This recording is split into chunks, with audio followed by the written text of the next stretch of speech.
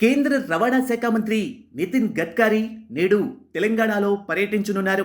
రాష్ట్రానికి చెందిన కేంద్ర మంత్రి కిషన్ రెడ్డితో కలిసి గడ్కరీ తెలంగాణలో 5,400 కోట్ల రూపాయల వ్యయంతో చేపట్టిన 26 ప్రాజెక్టులకు శంకుస్థాపనలు, ప్రారంభోత్సవాలు చేయనున్నారు. ఇక గడ్కరీ షెడ్యూల్కు సంబంధించి ఈ విధంగా ఉంది. నితిన్ గడ్కరీ నాగ్పూర్ విమానాశ్రయం నుంచి ఉదయం 9 గంటలకు బయలుదేరి 10 గంటల 15 నిమిషాలకు ఆదిలాబాద్ జిల్లా కాగజ్ నగర్ చేరుకుంటారు. అక్కడ 10 గంటల 30 నిమిషాల నుంచి 11 గంటల 30 నిమిషాల వరకు రహదారి ప్రాజెక్టులకు సంబంధించిన కార్యక్రమాలలో పాల్గొననున్నారు. అనంతరం హైదరాబాద్ శివారుల్లోని కనహశాంతి వనంలో మధ్యాహ్నం 1 గంట నుంచి 3 గంటల 30 నిమిషాల వరకు పర్యటిస్తారు. అక్కడి నుంచి BHEL, అంబర్పేట ప్రాంతాలలోని ప్రధాన ఫ్లైఓవర్లను ప్రారంభిస్తారు.